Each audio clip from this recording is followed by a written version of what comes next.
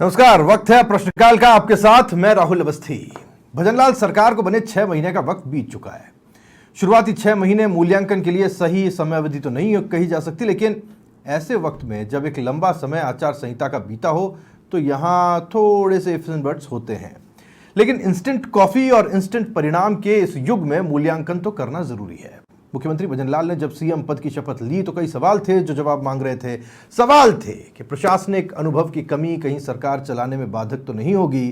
शंका ये कि कहीं जमीन से निकले एक साधारण कार्यकर्ता को इस बात की हिचक तो नहीं होगी कि काम करें तो करें कैसे और काम किया कैसे जाता है। लेकिन समय के साथ ये बात साफ हो गई कि सीएम भजनलाल टास्क हाथ में लेकर चल रहे हैं। यकीनन एक लंबा वक्फा चुनाव आचार संहिता का भी रहा, लेकिन आचार संहिता लगने से पहले और हटने के बाद सरकार एक्शन लेती हुई जरूर दिखाई दी। सरकार गठन के साथ ही पेपर लीक पर फैसले हों या फिर एंटी गैंगस्टर टास्क फोर्स का निर्णय हो, भजनलाल शर्मा ने मुख्यमंत्री के बतौर अपना इरादा जता दिया। ईआरसीपी और पेट्रोल डीजल रसोई गैस से जुड़े हुए ऐसे कई फैसले रहे जिन्होंने सवालों और शंकाओं का समाधान करने की कोशिश की।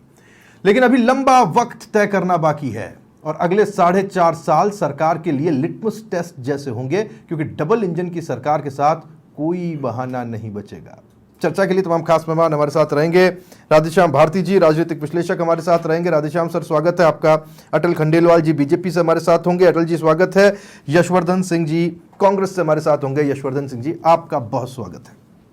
सबसे पहले मैं राधेश्याम सर आप ही के पास आ रहा हूं, क्योंकि मूल्यांकन क्या होता है कि मार्ट साहब को करना होता है और यहाँ मार्ट साहब आप हैं, है ना। अब ये हाफ ईयरली सही तो समय नहीं होता, क्योंकि क्या होता है कि हाफ ईयरली एग्जाम्स तो हो जाते हैं लेकिन चढ़ते नहीं हैं। आपको लगता है ये सही वक्त है मूल्यांकन का, और ऐसा कुछ किया है जिसमें ये लगे कि नहीं पूत के पांव पालने में दिखाई दे रहे हैं? देखिए राहुल जी, भजनलाल सरकार को 6 महीने हुए हैं। बीच में लोकसभा चुनावों को लेकर आचार संहिता भी रही है। ये कोई पर्याप्त समय नहीं है मूल्यांकन का, जैसा आपने भी कहा। लेकिन फिर भी आफ्टर ऑल अपने को ये तो अपना दायित्व तो बनता है कि वास्तव में सरकार कितना काम कर रही है, कितना नहीं कर रही है। और खास तौर पर उस समय जबकि मुख्यमंत्री बिल्कुल नए विधायक के रूप में आए और उनको मुख्यमंत्री बना दिया गया। राजस्थान देश का सबसे बड़ा स्टेट है, देखिए भौगोलिक दृष्टि से। तो इतने बड़े स्टेट के लिए जब मुख्यमंत्री नए एकदम, तो प्रश्न तो उठता है कि वो वास्तव में कितना स्टेट को चला पाएंगे, संभाल पाएंगे। लेकिन देखिए जो ईआरसीपी पे इनके आते ही जो निर्णय हुआ, राजस्थान की वो सबसे बड़ी डिमांड थी, सबसे बड़ी जरूरत थी, जिसपे काम भी हो रहा है। तो भजनलाल सरकार केवल यदि ईआरसीपी पे भी ये काम कर ले और उसको वो जल्दी से जल्दी 13 जिलों को फायदा मिलने लग जाए, तो देखिए अपने आप में एक ये बड़ी उपलब्धि है। फिर राजस्थान में जिस तरह से गैंगस्टर सक्रिय थे, तो उनके खिलाफ जो है टास्क फोर्स का गठन किया गया, ये भी अपने आप में एक बड़ी बात थी। लेकिन देखिए अब इनके आते ही गोगा मेडी का जो है मर्डर हुआ, तो वो प्रश्न लगाता है, वो प्रश्न चिन्ह तो लगा रहा है ना कि सरकार की इफिशियंसी पे कि वास्तव में सरकार कितनी इफिशिएंट है। इसी तरह से आप देखिए अब जैसे इन्होंने जो है वादा किया था कि भाई विधानसभा के चुनाव में कि हम डीजल पेट्रोल की समीक्षा करेंगे। डीजल पेट्रोल एक बड़ा मुद्दा है। 1-2 रुपया घटा, 2% जो है उस पे जीएसटी घटा देने से तो वो कोई सस्ता नहीं हो गया। कितना क्या फर्क पड़ गया। ये तो पुनर्समीक्षा की बात कर रहे थे। आज भी डीजल पेट्रोल जो है वो हरियाणा से आ रहा है, दूसरे प्रांतों से आ रहा है और बड़ी मात्रा में आ रहा है। ये कोई छोटी मोटी उस पे भी नहीं आ रहा। बॉर्डर एरिया का सारा डीजल पेट्रोल जो है हरियाणा से आ रहा है, आप देखिए। तो सरकार का अब उसका रिपोर्ट कार्ड हम देखें तो कहीं ठीक है, कहीं ज्यादा है। अब जैसे आप देखिए पेपर लीक माफियाओं का, अब एएसआई भर्ती, उसमें तो इन्होंने किया है काम, लेकिन पहले के उसमें 63 लोगों को अरेस्ट किया, वो जमानत पर छूट गए। अब ये बोल रहे थे कि भाई फला उसमें वो लिप्त है, फला ये लिप्त है, वो कौन सी चक्के का आटा खा रहे थे, तो कार्रवाई तो नहीं हुई। भाई जब इनको पता है कि ये लोग हैं तो उनको जनता के सामने लाना चाहिए था। अब उस पर प्रश्न उठते हैं कि वास्तव में सरकार की ऐसी कौन सी मजबूरी है कि जिसपे असली जो चेहरे हैं, जो मगरमच्छ हैं, वो सामने नहीं आ रहे। तो इस तरह की अनेक बातें हैं। अब इन्होंने देखे आपने मूल्यांकन बड़े कमाल तरीके से किया है राधेश्याम सर। आपने सारी की सारी चीजें बताई कि ये हुआ है और ये होने के बाद आपने बताया ये पूरा नहीं हुआ है, इसमें ये मीन में एक रह गया। देखिए अपन को कोई कांग्रेस बीजेपी का मैं नहीं हूँ, जो कुछ देख रहे हैं हम, जो कुछ समझ रहे हैं और सरकार की उसमें देख रहे हैं कि वास्तव में सरकार कितनी इफिशिएंट है, कितनी नहीं है, कहाँ फेल है, वो तो समीक्षा करनी जरूरी है। आपके पास में आ रहा हूँ। अब ये देखिए खरी खरी साफ साफ है जो राधेश्याम जी ने बता दी कि आपने फैसले तो लिए, आपने यानी कि आपकी सरकार ने, ठीक है। एक समय ऐसा था जब आपके बीच में बड़ा एक लंबा वक्त बीत गया जिसमें आचार संहिता थी, आप कुछ कर नहीं पा रहे थे, आपके हाथ बंधे हुए थे, लेकिन आप इसको समझ लीजिए वो आपके लिए एक ऐसा पीरियड था जहां आप तैयारी कर सकते थे स्टार्ट की, कूद के आगे बढ़ने की, एक लंबा डिस्टेंस तय करने की। जैसे ही आचार संहिता हटी उसके बाद में भी आपने कुछ फैसले लिए। ये 6, 7, 8 फैसले जो हम देख पा रहे हैं, इसमें भी जब राधेश्याम भारती जी इसका मूल्यांकन करते हैं, मैं नहीं करता हूँ, मैं करता हूँ, मैं इस पे आऊँगा कि मैं क्या समझता हूँ, क्या देखता हूँ, लेकिन राधेश्याम भारती जी जब इसका मूल्यांकन करते हैं तो वो उसके अंदर कई जगह मीन में देखते हैं। यानी काम घोषणा तो हुई लेकिन वो पूरी कैसे हो, बेहतर तरीके से कैसे हो, ये इंश्योर नहीं हो पाया। राहुल जी देखिए, ऐसे समझिए भजनलाल जी हैं, वो बहुत तेजी से, जो हमारे मुख्यमंत्री साहब बहुत तेजी से काम करने में लगे हुए हैं। आप देखिए तृतीय महिलाओं को 50% आरक्षण का जो निर्णय है, कितना मतलब, एक होता है बोलना, एक होता है कर देना, तो उन्होंने कर दिया। 2% वेट पेट्रोल डीजल से खत्म कर दिया, मतलब 6-7 रुपए का सभी को फायदा हुआ। ये क्यों कि 6-7 रुपए, अब वो राधेश्याम जी भाई साहब कह रहे हैं कि 6-7 रुपए कम है। अब देखिए बात ये है कि वो प्रदेश जिसमें 5,89,000 करोड़ का कर्ज कांग्रेस गवर्नमेंट छोड़ के गई है, वो हर चीज को तुरंत नहीं कर सकता। वो पहले रेवेन्यू को इंश्योर करेंगे कि रेवेन्यू यहां से आएगी और उसके अगेंस्ट में ये दिया जा सकता है। 70,000 भर्तियों के लिए उन्होंने बोल दिया कि भाई 70,000 भर्तियों को फटाफट से आप इसका रिक्रूटमेंट करिए। तो युवाओं के लिए आते ही सबसे पहले पेपर लीक माफियाओं पे शिकंजा कसा। आपको पता है एसआईटी गठित की और कितने सारे 85 से ज्यादा लोग अंदर हो गए।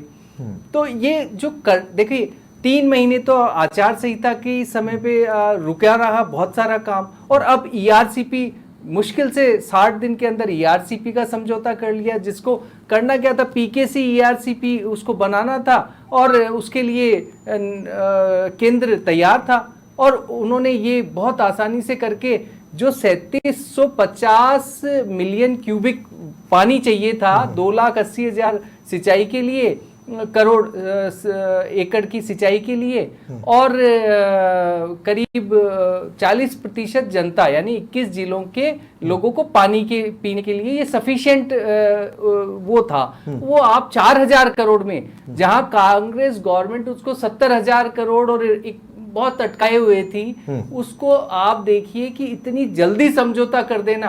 नरेना बांध बंद करके तैयार हो चुका, उसका इनॉग्रेशन आपको पता है अभी 10-12 दिन पहले भी हो भी गया, एक बांध कंप्लीट, दूसरा होने जा रहा है। तो जो उज्ज्वला योजना 450 में लोगों को दे दी गई है, 70 आप देखिए, यानी आप कह रहे हैं कि जितना रैपिड हो सकते थे, जितना तेज हो सकते थे, जितनी स्पीडी चीज हो सकती थी, वो सारी की सारी होगी। वो आपको क्या क्या हुआ वो तो हम लिखा हुआ बता रहे हैं। अब मैं तो ये जानना चाह रहा था साहब कि अब और कितना तेज आप करने वाले हैं इनकी क्रियान्विति को लेकर। मैंने मीन में पूछी वो सवाल जो राधेश्याम भारती जी पूछे। मैं राधेश्याम सर आता हूँ आपके पास, बड़ी देर से यशवर्धन जी इंतजार कर रहे हैं। मैं एक बार एक प्रश्न बीच में करना चाहता हूँ, छोटा सा मेरा प्रश्न है। ठीक है सर, आइए। देखिए जब अटल जी ये कह रहे हैं कि कांग्रेस सरकार इतना जो है राजस्थान पे घाटा छोड़ करके गई है, तो मैं कह रहा हूं कि किसान सम्मान निधि में 2,000 रुपये एकदम बढ़ाना अभी इतना क्या जरूरी था, आप बताइए। यदि डेफिसिट का इतना बड़ा बजट है तो ये राजनीतिक मुद्दा नहीं है क्या? राहुल जी, एक प्रश्न तो उठता है। बिल्कुल उठता है, बिल्कुल उठता है। मैं इस पे जवाब, मैं चलिए आपने पूछ ही लिया तो मैं इस पे जवाब ले लेता हूँ और उसके बाद में मैं यशवर्धन जी के पास में। अटल जी क्या जरूरत थी फिर? ये देखिए 2000 रुपए आपने ऐसा बढ़ाए है, हैं। हमने बोला था कि हम तुरंत से महिलाओं को, किसानों को, युवाओं को और श्रमिकों को कुछ ना कुछ देंगे, तो ये हमारे लिए आवश्यक था। जनता के लिए हमने यानी अभी ये कुछ ना कुछ ही है, अभी ये पूरा नहीं है। हाँ बिल्कुल, कुछ ना कुछ है, अभी बहुत कुछ दिया जाना बाकी है। इन सब लोगों को जब तक, देखो एक तो होता है कहना, एक होता है वो ये पूछ रहे हैं और एक होता है इम्प्लीमेंट कर देना। वो क्या पूछ रहे हैं? वो कह रहे हैं इतना डेफिसिट था, इतनी ज्यादा अगर सर कंगाली थी तो फिर ये करने की जरूरत क्या थी? नहीं, फिर तो उसकी जरूरत इसलिए जेब थी, देखते ना। देखिए सर, हल्की हल्की राहत भी दिए जाते हैं और रेवेन्यू मॉडल भी खड़ा किए जाते हैं कि भाई रेवेन्यू मॉडल, कहां से रेवेन्यू आएगा और किस तरीके से इंडस्ट्रियां लगेगी, क्या ऊर्जा क्षेत्र में। अब आप देखिए कि हमने लगभग 2,24,000 करोड़ के ऊर्जा क्षेत्र के अंदर अनुबद्ध कर दिए केंद्र की कई सारी कंपनियों के साथ। नहीं, मैं तो मुझे अगर सबसे ज्यादा कोई चीज खटकती है ना, मुझे अगर सबसे ज्यादा कोई चीज खटकती तो एक नाम है MOU। इससे तो मैं इतना परेशान हो चुका हूं MOU से। मैं पिछली सरकार का भी कह दूं, उससे पिछली सरकार का भी कह दूं, ये MOUs ने तो परेशान कर दिया साहब। और इस पर मैं अलग से डिस्कशन करूंगा, आपको बुलाऊंगा अटल जी। MOUs पे हम बात करेंगे। विकसित 2047 की आप बात कर रहे हैं, ये MOUs ने कितना हमको परेशान किया। लेकिन यशवर्धन जी, अभी जो अटल जी बता रहे थे उससे ऐसा लगता है कि सरकार इतनी तेजी से काम कर रही है जितनी तेजी से आखिरी के 6 महीने आपकी सरकार ने किया था। नहीं राहुल जी, सरकार की तेजी इसी बात से पता लग जाती है कि 100 दिन की कार्य योजना बनाने में 100 दिन लगा दिए, 50 दिन तक इनसे अटॉर्नी जनरल नियुक्त नहीं हुए, फिर हाईकोर्ट ने फटकार लगाई राजस्थान सरकार को कि सारे जो लीगल काम है वो बाधित हो गए हैं, आप कम से कम नियुक्ति तो कीजिए। तो 50 दिन बाद हाईकोर्ट की फटकार के बाद में AG नियुक्त हुए। आप जो MOU की बात कर रहे हैं, हमारे यहाँ एक यमुना जल समझौता इन्होंने किया जिसमें मैं खुद लिटिगेंट हूँ हाईकोर्ट में। 17 फरवरी को वो आपकी पीड़ा आई जाती है। नहीं, MOU पे याद आया मुझे। 17 फरवरी को MOU किया, 19 अप्रैल को फर्स्ट फेज के इलेक्शन थे। इन लोगों ने उस MOU को दबा कर रखा कि किसी तरीके से MOU दिख नहीं जाए किसी को। फिर भी मुझे कहीं से मिला 16 तारीख को, 16 अप्रैल को, और मैंने उसमें प्रेस कॉन्फ्रेंस की। अब 17 जून, 4 महीने का वो MOU था कि हम 4 महीने में DPR बना देंगे। 17 जून परसों है और अभी मुख्यमंत्री जी कह रहे हैं कि मैंने अधिकारियों को कह दिया अगले 4 महीने में पूरा हो जाना चाहिए। यानी 4 महीने तो वैसे निकाल दिए जनता को भ्रमित करने में। और इसी कारण से जो आप ERCP की बात कर रहे हैं, जनता ने इनको उन जिलों में वोट इसलिए नहीं दिए क्योंकि सरकार पर इकबाल नहीं है। यानी अब स्थिति ये हो गई है, मेरे तो बहुत सारे भाजपा विधायक भी जानकार है, विधायक मंत्री की तरफ देख रहे हैं काम के लिए, मंत्री मुख्यमंत्री की तरफ, मुख्यमंत्री जी सुधांशु पंत जी की तरफ, और सुधांशु पंत जी दिल्ली में जो 5-6 IAS बिठा के राजस्थान डेस्क बनाई हुई है, तो सारा गवर्नेंस दिल्ली से हो रहा है। तो इनसे काम हो नहीं रहा है, इनको मालूम भी नहीं है काम कैसे होना है। और सबसे बड़ा जो इश्यू आया है, ये जो 11 सीटें लोकसभा की हारे हैं, उसका बड़ा कारण ये है कि डिलीवर कर ही नहीं पा रहे हैं। सारी पिछली योजनाएं बंद कर दी, पीछे से जितना भी जो भी काम चल रहा था, गहलोत गवर्नमेंट ने जो काम किया था, उन सब में ब्रेक लग गया है और जनता को ये लग रहा है कि अब होगा क्या। और एक और बड़ी बात है कि भाजपा की जो कार्यशैली है इस वक्त, जो केंद्र में मोदी जी और अमित शाह जी चलाते हैं, उसके कारण लोगों को यह भी लग रहा है कि भजन लाल जी कितने दिन तक मुख्यमंत्री रहेंगे ये भी नहीं मालूम। जैसे विजय रूपानी जी को हटा दिया, खट्टर जी को हटा दिया, शिवराज सिंह जी को हटा दिया, तो ये यहाँ पे आधी रात को कब हटा देंगे ये नहीं मालूम। इसलिए किसी भी तरीके से इनका ढांचा जम नहीं रहा है। ठीक है अटल जी, विश्वास की कमी है क्या जनता में? देखिए सर, विश्वास की कोई कमी नहीं है, बट गुमराह। विश्वास को परखने का एक ही तरीका होता है ना, विश्वास को किस तराजू पे तोलेंगे आप? विश्वास कहीं ऐसा तो मिलता नहीं है कि 2.5 रुपए किलो लेकर के आ जाए, या फिर ये पता चल जाए भाई इस तराजू पे तोल ले, लीटर में तोल ले। कई नेता ऐसे जो लीटर किलो नहीं समझते, मैं समझता हूँ, है ना। अब उसको लीटर किलो में तोल नहीं सकते, मीटर में भी नहीं तोल नाप सकते। तो इसमें क्या होता है साहब, जो चुनाव होते हैं वही पैमाना होता है। अब अगर ये चीज यशवर्धन जी कहते हैं तो फिर वो माननी पड़ती है कि साहब अगर आप चुनाव कहीं हारे हैं तो ये उस विश्वसनीयता की कमी की वजह से तो नहीं आ रही, ये भी मूल्यांकन की वजह बनती। मैं यशवर्धन सिंह साहब से पूछता हूं कि विधानसभा के अंदर फिर कांग्रेस पे विश्वास नहीं रहा ना। मानी उन्होंने बिल्कुल जो भी कहा वो भ्रमित करने के लिए कहा, जो कुछ किया वो सब भ्रमित करने, उनका कोई विश्वास नहीं रहा। ये देखिए, विश्वास जमाने में समय लगता है, उसको बिखेरने में तो कुछ ही पल लगते हैं। इन्होंने भरमा करके और विश्वास को बहुत सारी जगह उसमें पैचेज कर दिए। तो यही कि अब आप देखिए कि लोकसभा की बात कर रहे हैं, तो लोकसभा में तो बहुत सारे मुद्दे हैं। इन्होंने बेवजह की गारंटियां दी जिसमें भीड़ लग गई। हालांकि मैं तो कहता हूं कि भी इलेक्शन कमीशन को कार्रवाई करनी चाहिए। इस तरह की गारंटियां कि खटाखट आप जानते हो कि किस तरह लाइनें लगी हैं इनके कार्यालयों पे। तो ये विश्वास जो डगमगाना होता है, अब हमें भी समझ में आया कि ये लोग ऐसे ऐसे विश्वास को डगमगा देते हैं लोगों की, तो लोगों को किस तरीके से बहुत काम काज कर करके और पूरी तरीके से उन्हें संतुष्ट करना, उनको रियल में डेवलपमेंट की जो राह पकड़ी है उसमें आगे बढ़ाना, साथ लेना, इसमें थोड़ा जो समय लग रहा है थोड़े समय बाद लोग ही कहेंगे कि हाँ ये लोग हैं। और जहां तक आप पैमाने का बात मान रहे हैं, आ रहे हैं इलेक्शन, अब देखना राधेश्याम सर, क्या राधेश्याम, मेरा इसको देखने का एक और तरीका भी है, नजरिया है, हम बहुत ज्यादा क्रिटिसाइजिंग हो रहे हैं क्या इतनी जल्दी एक प्रीमेच्योर स्टेज में, जब हमको पता नहीं है कि क्या पता आने वाले दिनों में किस तरह से फैसला हो। ईआरसीपी इतने टाइम से अटका हुआ था, कम से कम ये कोशिश तो हुई कि ईआरसीपी के ऊपर काम शुरू हो। यमुना जल समझौता इतने समय से अटका पड़ा था, कम से कम कोशिश तो हुई कि उस पर काम शुरू हो। हर चीज में मीन मेक होती है, कुछ कमियां होती है जिसे करने में वक्त लगता है। अब वो वक्त मिला नहीं, चुनाव भी आए, आचार संहिता भी रही, इन सारी चीजों को भी मद्देनजर रखना पड़ेगा। देखिए राहुल जी, जहां तक यमुना जल का मामला है, यशवर्धन जी बैठे हैं, इन्होंने बड़ी लंबी लड़ाई लड़ी है। यमुना जल के मामले में हाई कोर्ट में ये भी जो है उसमें पार्टी हैं।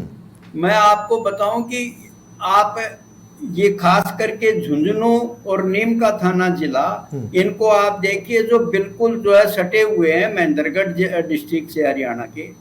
और सरकार की वास्तव में इच्छा शक्ति हो तो हरियाणा में भी इनकी सरकार है, केंद्र में भी इनकी सरकार है, राजस्थान में भी इनकी सरकार है। जब एक समझौता हो चुका कि भाई यमुना का इतना पानी राजस्थान को मिलना है, तो आधा किलोमीटर पर उधर नहर है, इधर आधा किलोमीटर में सूखा है राजस्थान के, फिर सूखा हो जाता, शुरू हो जाता है। तो यदि वास्तव में सरकारें चाहें और काम करना चाहें तो जो है, मैं ये कह रहा हूँ हम लोग वक्त से पहले तो इतने ज्यादा क्रिटिसाइजिंग नहीं हो रहे, थोड़ा वक्त देना चाहिए कि नहीं देना चाहिए?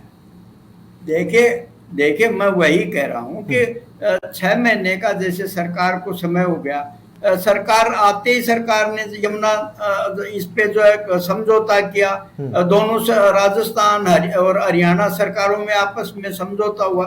जब मैं तो इतना कह रहा हूँ कि समझौता यदि हो गया तो ऐसा क्यों नहीं हो जाता, दोनों मुख्यमंत्री मिलकर के उधर से पानी राजस्थान को जो है देना शुरू कर दें। भाई नई नहरें बिछेंगी, नई उसका पूरा प्रोजेक्ट तैयार होगा, तो चाहे तो पानी दे सकते हैं ना। आपको मैं बताऊं कि इन जिलों में इस समय पानी को लेकर के त्राईमाम देख सकते हो आप, ऐसी स्थिति है पानी की। 5-5 दिन तक पानी नहीं आ रहा, जलदाय विभाग की ये हालत है।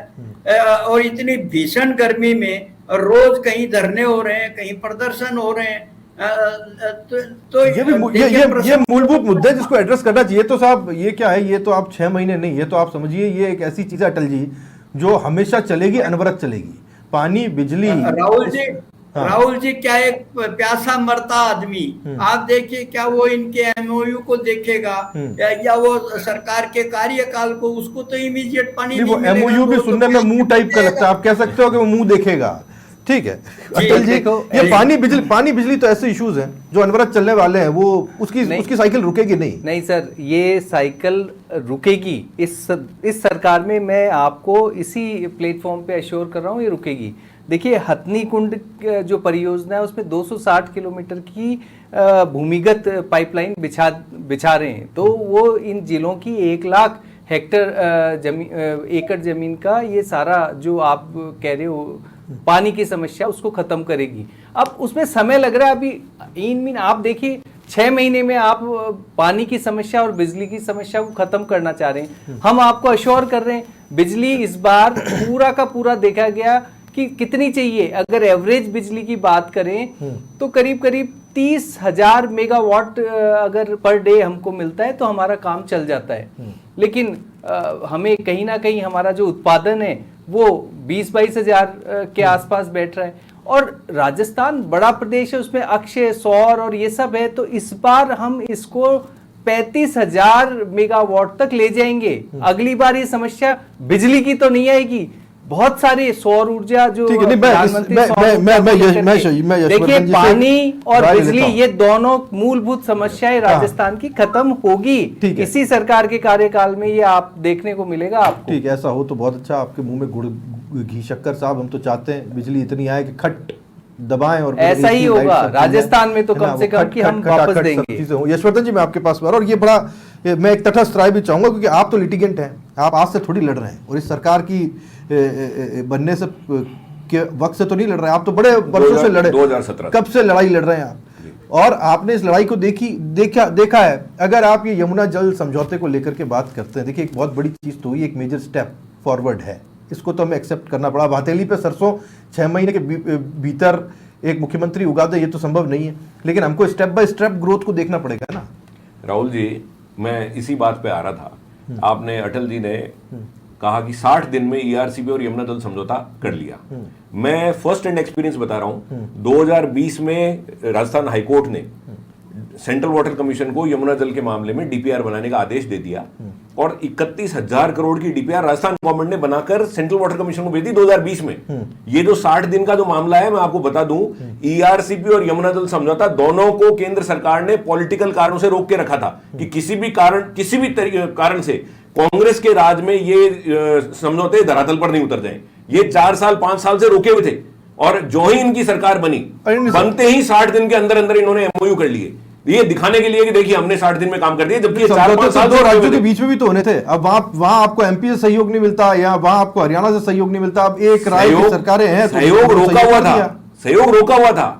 यानी आप बताइए 31,000 करोड़ की डीपीआर राज्य सरकार बनाकर भेज देती है, उसको आप ठंडे बस्ते में रखते हैं 4 साल तक, जनता को पानी नहीं मिल जाए, केवल यानी श्रेय की लड़ाई लड़ी।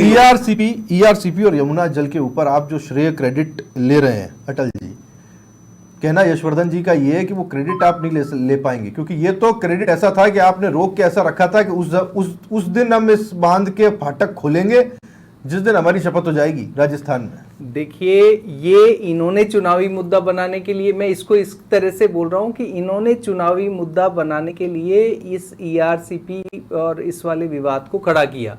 आप बताइए कि ईआरसीपी परियोजना में साफ कहा कि इसको ईआरसीपी की जगह नदी प्रोजेक्ट के साथ जोड़ दीजिए, रिवर प्रोजेक्ट के साथ, तो उसमें सेंटर 90% पैसा दे रही है और 10% राज्य सरकार। ये जिद पे अड़े कि नहीं इसको राष्ट्रीय परियोजना घोषित करो। अरे पहले की बहुत सारी राष्ट्रीय परियोजनाएं अटकी हुई, वो सब भी नदी कनेक्शन उस रिवर योजना पर आए, तो इस पे भी ले लेते। मना नहीं कर रहे थे, इनको खूब समझाया भी, लेकिन ये इस बात पे अड़े थे कि नहीं साहब आप कर सकते हो। अब राष्ट्रीय परियोजनाओं के अपने पैरामीटर्स होते हैं, उसमें नहीं आ रहे। अब डीपीआर की जहां तक बात है, डीपीआर केंद्र में भेजने से काम नहीं चलता है, डीपीआर सही केंद्र की जो पैरामीटर्स है उस पे भेजो। तो जब इनसे कहा जाता है कि भाई ये पैरामीटर आप ठीक कर लो या फिर आप इस तरीके का समझौता कर लो, जहां तक यशवर्धन जी कह रहे हैं, तो 1-1.5 साल तक एमपी और राजस्थान में दोनों में सेम गवर्नमेंट थी। आपको ध्यान है कमलनाथ जी की गवर्नमेंट थी वहां पे और यहाँ गहलोत साहब की, वो तुरंत से समझौता क्यों नहीं कर सकते थे? कर सकते थे। हाँ। हमने किया ना, तो जो हमने किया उसको तो आप मान नहीं रहे। चलिए ठीक है, चलिए ठीक, मुझे क्लोजिंग की तरफ बढ़ना है। राधेश्याम जी, मैं माफी चाहूंगा, मुझे रोकना पड़ेगा आपको, क्योंकि अभी मुझे एक जानकारी और अपने दर्शकों को देनी है। आपका बहुत शुक्रिया अटल जी, आपका बहुत शुक्रिया यशवर्धन जी, आपका बहुत शुक्रिया। देखिए बहुत जल्दी है ये कहा जाना या फिर इस चीज पे किसी फैसले पर पहुंच जाना कि सरकार ने कैसा काम किया है। कहते हैं जब पेरेंट टीचर्स मीटिंग होती है तो एक पेरेंट को ये बताया जाता है कि आपकी प्रोग्रेस रिपोर्ट क्या है, लेकिन उसका कोई आधार तो तय हो। काम कर रहे हैं, साथ मिलना चाहिए, विपक्ष का भी मिलेगा और तब तक मिलता रहेगा जब तक कि अच्छा काम होगा, और जहां सवाल उठाने होंगे वहां हम उठाते रहेंगे। फिलहाल